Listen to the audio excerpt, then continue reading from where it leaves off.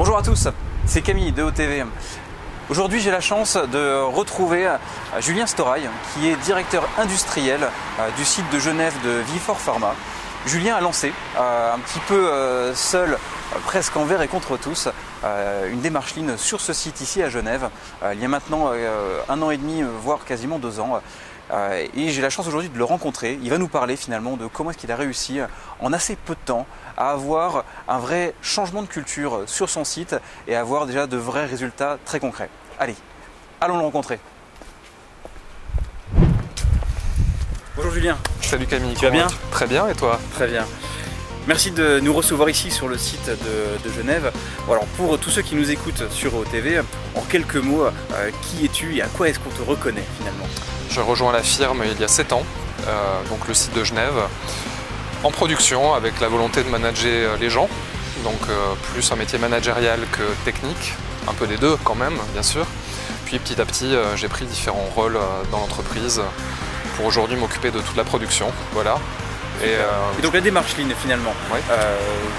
Qu'est-ce qui t'a donné l'idée de te lancer? Au départ, en réalité, c'était pas mon idée, mais c'était plus une volonté au niveau global. Un de nos grands chefs avait cette expérience-là dans un autre grand groupe pharmaceutique et nous a donné un peu une impulsion pour commencer à initier cette démarche localement sur un site comme Genève. Bon bah super, bon. Tu vas aller nous raconter tout ça. Allez, on y va. On y va.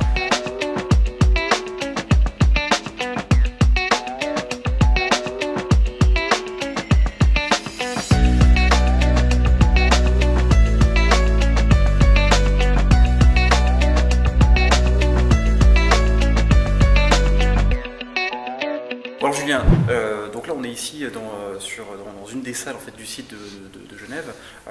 Est-ce que tu peux nous expliquer où est-ce qu'on est exactement là? Et cette salle de réunion, on l'utilise pour faire des meetings importants de direction, etc. Mais aussi on fait des ateliers de formation.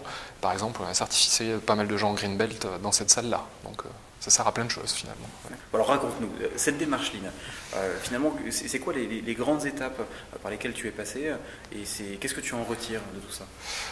Bah écoute, on a démarré la démarche en mars 2014, donc ça fait bientôt 2 ans finalement. Et la première année où on a démarré, donc comme je te l'ai dit, sous une impulsion duo, l'idée était d'avoir une approche projet, on va dire, et de créer de l'awareness autour de la thématique Lean, c'est-à-dire pas avoir des expectations trop grandes, mais plutôt espérer qu'à la fin de cette première année, les gens sur notre site aient un peu mieux compris de quoi il s'agissait, d'avoir compris quelques principes. On a initié des démarches autour des outils les plus simples, comme les 5S, le visual management et le management des gaspillages.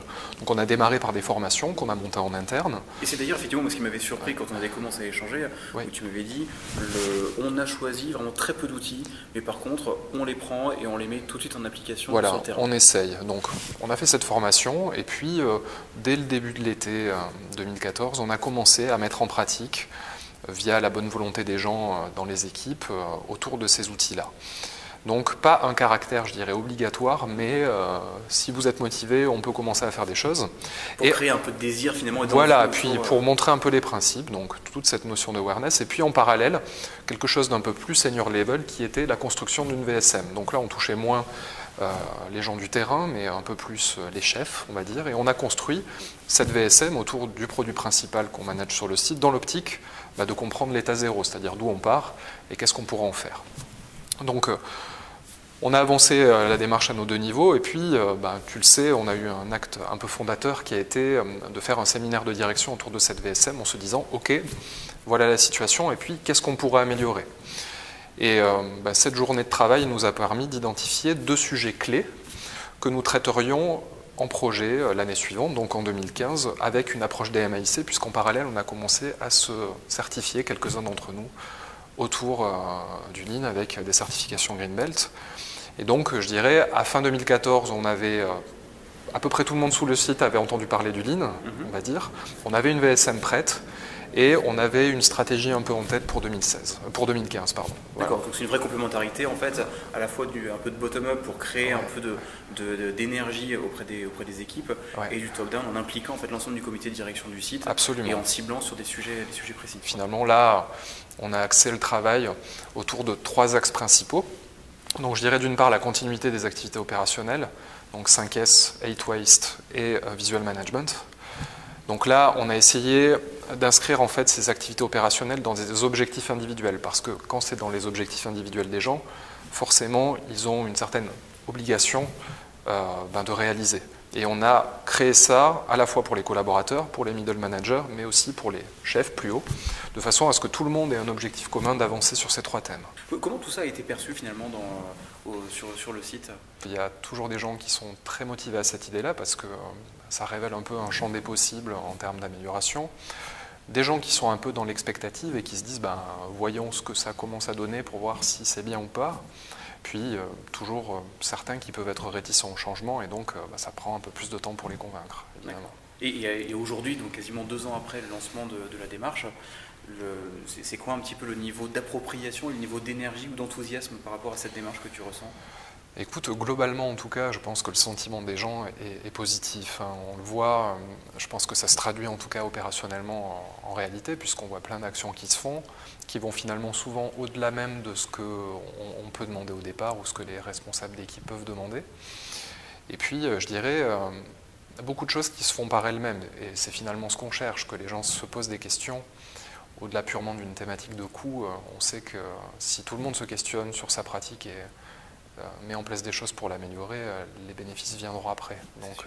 Donc oui, on est vraiment pour l'instant satisfait, sans pour autant avoir mis en place quelque chose de très lourd et de très compliqué. Je pense qu'on est resté assez pragmatique et que globalement l'enthousiasme est là, donc c'est déjà bien. Ouais, super. Tu aurais un ou 2 exemples, tu nous parlais des 8 gaspillages tout à l'heure, tu aurais un ou 2 exemples à nous présenter? Oui, bien sûr. Qu'on voit un petit peu concrètement bien sûr.